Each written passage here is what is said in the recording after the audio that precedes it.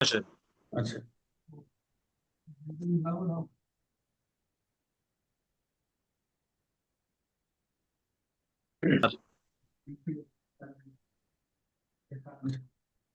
ঠিক আছে, খেয়াল করেন রেকর্ড হচ্ছে কিনা একটু খেয়াল করেন। বিসমিল্লাহির রহমানির রহিম। আজকের উপস্থান পর্ব হচ্ছে প্যানেল কোডের 131 থেকে 140 পর্যন্ত। এখানে গুরুত্বপূর্ণ ধারাগুলো আমরা আলোচনা করে যাব। কিছু কিছু আমরা যেগুলো গুরুত্বপূর্ণ নয় সেগুলো দেখবো। আমরা ধারাবাহিকভাবে আমরা ঠিক রাখছি। আমরা 299 পর্যন্ত আমি আপনাদের আজকে ক্লাস রেডি করে ফেলছি। ইনশাল্লাহ পর্যায়ক্রমে পিডিএফ গুলো পেয়ে যাবেন। তাহলে আমরা দেখতে পাচ্ছি প্রথমেই একটা একটু খেয়াল করেন সবাই। এই অধ্যায়টি সৈনিকদের ক্ষেত্রে আর কি। এখানে যে প্রথম যে সেকশনটি 131 বিদ্রোহ প্ররোচনা, যে বিদ্রোহগুলো হয় এই ডিফেন্সের ক্ষেত্রে, যে সৈনিক নাবিক বা বিমান সেনাকে কর্তব্য থেকে বিরত রাখার চেষ্টা। কোনো ব্যক্তি যদি কোনো বিদ্রোহে প্ররোচনা দেয়, কোনো সৈনিক নাবিক বিমান সেনাকে তার কর্তব্য থেকে বিরত করার চেষ্টা করে। আপনারা জানেন বিডিআর বিদ্রোহ এরকম বাংলাদেশে অনেক বিদ্রোহ হয়েছে, আনসার বিদ্রোহ হয়েছে, এরকম আপনারা জানেন। তো 131টা হচ্ছে বিদ্রোহে প্ররোচনা। প্ররোচনা যখন কথাটা হেডলাইনে চলে আসছে, তার মানে কি এখানে সহায়তা করা। কে করবে? সৈনিক নাবিক বিমান সেনাকে যদি কেউ এখানে কর্তব্য থেকে এখানে তাকে অমিশন করে বা বিরত রাখার চেষ্টা করে, সেই ব্যক্তি প্ররোচনা দেয়, সে তার কর্তব্যচ্যুত থেকে বিরত রাখার চেষ্টা করে। এখানে এটাই মনে রাখবে যে বিদ্রোহে প্ররোচনা বা সৈনিক নাবিক কি করে? বিরত রাখার চেষ্টা করে। পরেরটা এক লাইন লেখা রয়েছে। 131। 132 বিদ্রোহ সংগঠিত হলে তার প্ররোচনা। যদি কোনো ব্যক্তি প্ররোচনার ফলে বিদ্রোহ সংগঠিত হয়, উপরে কিন্তু প্ররোচনা দিচ্ছে। প্ররোচনা, প্ররোচনা কাকে দিবে? সৈনিক নাবিক বিমান সেনাকে দিবে। কোনো একটা কাজ থেকে বিরত রাখার চেষ্টা করবে এরকম। আর 132-এ যে বলতেছে, সেটা যদি বিদ্রোহ সংগঠিত হলে তার প্ররোচনা, অর্থাৎ যদি প্ররোচনা দেওয়ার পরে যদি বিদ্রোহ সংগঠিত হয়, জাস্ট আর কিছু না। 133 কর্তব্যরত অবস্থায় ঊর্ধ্বতন কর্মকর্তার উপর সৈনিক অন ডিউটি থাকবে। সৈনিক নাবিক বিমান সেনার উপর আক্রমণের প্ররোচনা। যখন কোনো সৈনিক নাবিক বিমান সেনা তার ঊর্ধ্বতন কর্মকর্তার উপর আক্রমণ করে, সে আক্রমণ প্ররোচনা দেওয়া হয়েছে। এই যে যেটা হয়েছে, আপনারা যদি বাস্তব হিসেবে আপনারা খেয়াল করেন বিডিআর বিদ্রোহের ক্ষেত্রে যেটা, এগুলো হচ্ছে এই প্যানেল কোড বিভিন্ন মামলাগুলো তো আপনারা তো দেখেন নাই সেকশন গুলা। তো যাই হোক, এগুলো হচ্ছে 100। তাহলে আমরা 131 হচ্ছে বিদ্রোহ প্ররোচনা দেখলো কে কে? সৈনিক নাবিক বিমান সেনাকে। তারপর হচ্ছে বিদ্রোহ সংগঠিত হলে, যদি প্ররোচনা দেওয়ার ফলে বিদ্রোহ সংগঠিত হয়, সে 132। আর কোন ঊর্ধ্বতন কর্তৃপক্ষের উপর যে আক্রমণ করে প্ররোচনার ফলে, সেটা হচ্ছে 133। আর যদি প্ররোচনার ফলে আক্রমণে বাস্তবই হয়, মানে প্ররোচনা দিচ্ছে আসল অপরাধটা সংগঠিত হয়ে গেছে। আগেটা তো ওই যে দেখেন পার্থক্য কিন্তু, উপরটা কিন্তু আক্রমণ করে, আক্রমণ করে, আক্রমণে প্ররোচনা। আর এটা আক্রমণে সংগঠিত হলে, এই বাস্তবে যদি আক্রমণ করছে, বাস্তবে সেটা সংগঠন হয়েছে। এটা 134-এর ক্ষেত্রে। এই পর্যন্ত এখন এইগুলা থেকে কোশ্চেন আসে নাই, কিন্তু এখানে এই অধ্যায় পড়া থেকে নিচের একটা ধারা, দুইটা ধারা এখানে ইম্পর্টেন্ট। একটা 136, 140, যেটা পরীক্ষায় রিটেন এবং এমসি এই এর জন্য, ছোট প্রশ্নের জন্য। 135 যেটা হচ্ছে সৈনিক নাবিক বিমান, এখানে তিনটা শব্দ বা সবসময় যে পলায়নে প্ররোচনা, কাউকে পলায়নে প্ররোচনা দিল, যে পলায় যায়, উৎসাহিত করলে যে চলে যাও। বিমান সেনাকে সৈনিক নাবিকে বলছে যে এখানে উৎসাহিত করছে, চলে যাচ্ছে, পলায়নে সহায়তা করছে 135 থেকে। তাহলে আমরা 136 মনোযোগ দেন। এই 131 থেকে 135 লেস ইম্পর্টেন্ট। 136 পলাতককে আশ্রয় দেওয়া, এটা ইম্পর্টেন্ট। এই দেখবেন আপনারা, আপনারা আপনারা খেয়াল করবেন, এটা আসলে রেকর্ড হচ্ছে ক্লাসটা। যারা সেনা বিমান নৌবাহিনী যারা ছুটিতে যায়, তাদের পিছনে কিছু কথা লেখা থাকে, যেগুলি কথা বলা দরকার নেই। তো এই সবসময় খেয়াল রাখবেন যে বলা আছে এই এই থেকে বিরত থাকবেন, এই কর্ম থেকে বিরত থাকবেন, এরকম কিছু। তো এই পলাতককে আশ্রয় দেওয়া, কোনো পলাতক সৈনিক নাবিক বিমান সেনাকে লুকিয়ে রাখে, আশ্রয় প্রদান করে। তো আমরা কিন্তু, এটা কিন্তু একটা ব্যতিক্রম রয়েছে। আবার আমরা জানি স্বামী, স্ত্রী যদি তার স্বামীকে আশ্রয় দেয়, আমরা আশ্রয় দানের ক্ষেত্রে কিন্তু এই যে আশ্রয়ের যে 52 ক পড়েছি, আশ্রয় বলতে কি কি বোঝায়, এখানেও এই 136-এর ক্ষেত্রে ব্যতিক্রম আছে। যদি এই আশ্রয়টা তার স্ত্রী তাকে আশ্রয় দেয়, বিমান সেনাকে তাকে আশ্রয় দেয়, এটা কিন্তু ব্যতিক্রম হিসেবে গ্রহণযোগ্য হবে না। আশ্রয় দানের ক্ষেত্রে কিন্তু এটা আমরা, যে আশ্রয় দানের যে বিষয়গুলো সেগুলো আমরা দেখবো, এটা একটা ব্যতিক্রম। 137 জাহাজের অধিনায়কের অবহেলায় বাণিজ্যে যা লোকালের, এই যে কার, যিনি অধিনায়ক রয়েছেন জাহাজের, এবং বাণিজ্যিক জাহাজে পলাতককে লুকিয়ে রাখে।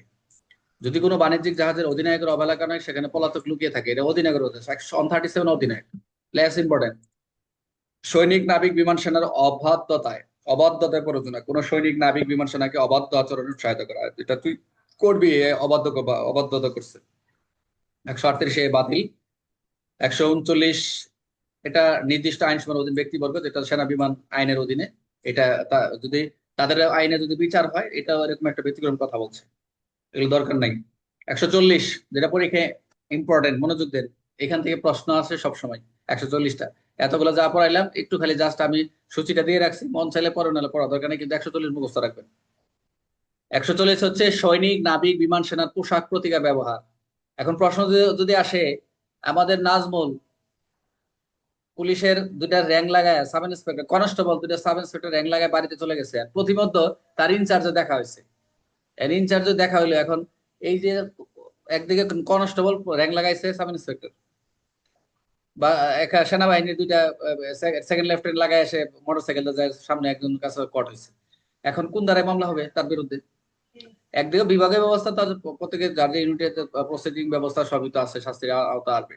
বাট পেনাল কোডে এটাই বলছে যে সৈনিক, নাবিক, বিমান সেনার পোশাক প্রতীক। কে শুধু এখানে নাজমুল নয়, নট নাজমুল, সিভিল লোক, যে এখানে যদি কেউ যদি সেনাবাহিনী, নৌবাহিনী সদস্য না হয়ে এখানে একজন সিভিল লোক পরিচয় দিল, আমি একজন সেকেন্ড লেফটেন্যান্ট, আমার পোশাক পরে আমি করতেছি, কিন্তু সে তো আসলে সদস্য না, সে সেনা বিমান নাম বিমান সেনার কিন্তু পোশাক মানে সদস্য না, কিন্তু সে ব্যবহার করছে, পোশাক ব্যবহার করছে, প্রতীক ব্যবহার করছে, প্রতীকের র্যাঙ্ক গুলা ব্যবহার করছে।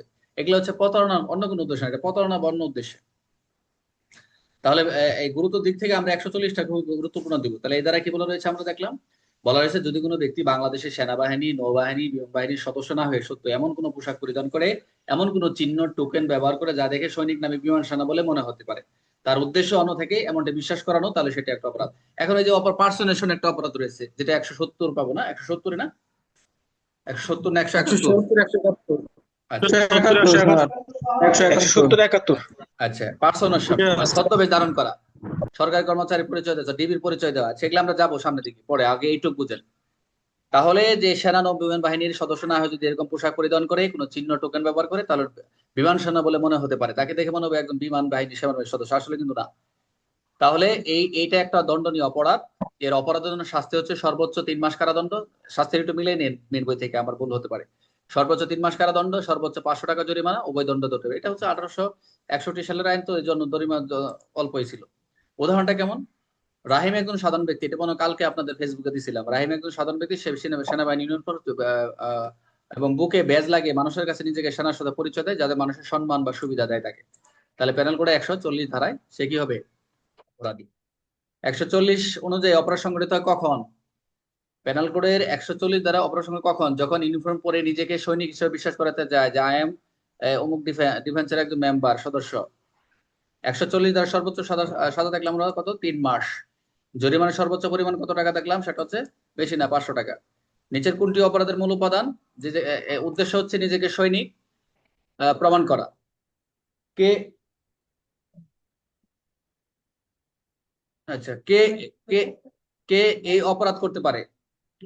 যে কেউ যদি যদি সৈনিক না হয়। প্রশ্ন, এখানে গুরুত্বপূর্ণ উপাদান কি?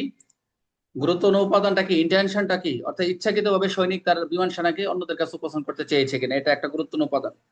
যে সে একজন সৈনিক, নাবিক, বিমান সেনা হিসেবে অন্যদের কাছে উপস্থাপন করেছে, এটা একটা বিষয়। অপরাধের সবচেয়ে গুরুত্বপূর্ণ উপাদান, অর্থাৎ উদ্দেশ্যটা হচ্ছে অভিযুক্তের, যিনি অভিযুক্ত, যাকে আমরা সাজা দিব বা আদালত সাজা দিবেন, ইন্টেনশনটা হচ্ছে এটা, যে নিজেকে নাবিক, সৈনিক, বিমান সেনা হিসেবে অন্যকে উপস্থাপন করেছে। এখানে যেটা প্রশ্ন দিচ্ছে, এটা আমরা জানার জন্য এটি প্রশ্ন মূলত ওই যে উপরটা যতটুকু দেখলাম, যে ওইটুকু। এখন আমরা এখানে এটা দেখলাম, এখন দেখবো 136, যেটা বললাম যে এখানে দুইটা ধারা ইম্পর্টেন্ট। আচ্ছা, 136টা কি? পলাতক আশ্রয় দান, আশ্রয় দানের কথা বলছে। এই ধারা বলা রয়েছে, আমরা যদি দেখি, যদি কোনো ব্যক্তি জানেন বা যুক্তিসঙ্গত বিশ্বাস করার কারণ থাকে, বাংলাদেশ সেনাবাহিনী, নৌবাহিনী, বিমান বাহিনীর কোনো কর্মকর্তা সৈনিক, নাবিক, বিমান সেনার পলাতক, ডিজার্টার, এই যে আমরা 50 বলে না লেখা থাকে, কি ওর পিছনে লেখা 54 থেকে বিরত থাকবেন, অর্থাৎ পুলিশের এই যে 54, এই ডিজার্টার মানে কি? পলাতক রয়েছেন, তিনি কোনো আশ্রয় দেন কোথাও থেকে, যদি কোনো সেনা, নৌ, বিমান বাহিনীতে কোনো পলাতক থাকে, কোথাও কেউ যদি আশ্রয় দেন, তাহলে লুকিয়ে রাখেন, তাহলে এটি একটা অপরাধ। সর্বোচ্চ সাজা 2 বছর বলছে কারাদণ্ড, জরিমানা উভয় দণ্ড হতে হবে। ব্যতিক্রম, এক্সেপশনটা কি? এক্সেপশনাল হচ্ছে যদি কোনো স্ত্রী তার পলাতক স্বামীকে আশ্রয় দেন, তাহলে সেটা কি? দিস ইজ নট অফেন্স বলে সেটা কি হবে না? গ্রহণযোগ্য হবে না। উদাহরণটা কিরকম? করিম জানে তার বন্ধু একজন সেনার সদস্য, সে চাকরি থেকে পালিয়ে এসেছে, ডিজার্টার হয়েছে, তবে তাকে বাড়িতে লুকিয়ে রাখছে, এটা একটা অপরাধ। কিন্তু যদি ওই পলাতক ব্যক্তি করিমের স্বামী হতো এবং করিম তার স্ত্রী হতো, তাহলে এটা অপরাধ হতো না, কারণ ব্যতিক্রম প্রযোজ্য।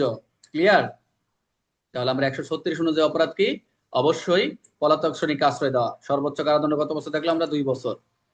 কোনটি এই অপরাধের গুরুত্বপূর্ণ উপাদান? সেটা হচ্ছে জানা, বিশ্বাস করা, সে জানে যে বিশ্বাস করে সে ব্যক্তি পলাতক।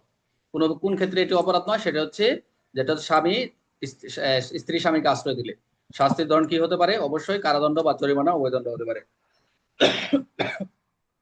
তাহলে আমরা এই 131 থেকে 140 পর্যন্ত দুইটা দ্বারা ইম্পর্টেন্ট, একটা হচ্ছে 136 আর একটা হচ্ছে 140। 136 হচ্ছে পলাতক আশ্রয় দেওয়া, আর 140 দেখলাম কি সেনা বিমান বাহিনী না হয়ে কোনো যদি প্রতীক ধারণ করে সেটা তার অনুযায়ী। একটা হচ্ছে সর্বোচ্চ সাজা দেখলাম 3 মাস, আর একটা হচ্ছে কি 2 মাস। 500 টাকা, আর একটা কত টাকা দেখলাম? কারাদণ্ড, জরিমানা উভয় দণ্ড হতে পারে। তো যাই হোক, আমরা এই দুইটা দ্বারা আমি যে বারবার বলি, আমি যখন পড়াইতে যাই যে বিষয়গুলো বলি এটা একটু গুরুত্ব দিবেন। প্রয়োজনে পেন্সিল দিয়ে পাশে স্টার দিয়ে রাখবেন, ছোট করে টিক চিহ্ন দিবেন। আপনারা খালি সাজেশন সাজেশন করেন, স্যার সাজেশন দেন, এই যে বারবার প্রতিটা ক্লাসে আমি দিয়ে যাই, এটাই তো সাজেশন। সবশেষে কিন্তু এগুলোই হয়। 131 থেকে আপনারা এই পর্যন্ত বোর্ডে আলোচনা করে দেখেন, যত প্রশ্ন আসছে কোনো এখানে প্রশ্ন নাই। হঠাৎ হঠাৎ মানে আপনাকে ধরার জন্য দুই একটা প্রশ্ন দিয়ে দিবে, এটা আমি সবসময় বলি। গতবারও তাই হয়েছে, তাই হয়েছে। গতবারে যে একটা ইয়ে থেকে প্রশ্ন চলে আসছে যে যুদ্ধ অপরাধ, যুদ্ধের ক্ষেত্রে যে পড়াইলাম তোমাদের 120 থেকে, এখান থেকে ছোট একটা প্রশ্ন দিয়ে দিছে। তা আমি এখান থেকে তো আমরা বলেই দিছি, আমি বারবার বলছি এখান থেকে একটু আপনারা ইচ্ছা করে প্রথম দুই চারটা পড়ে যায়।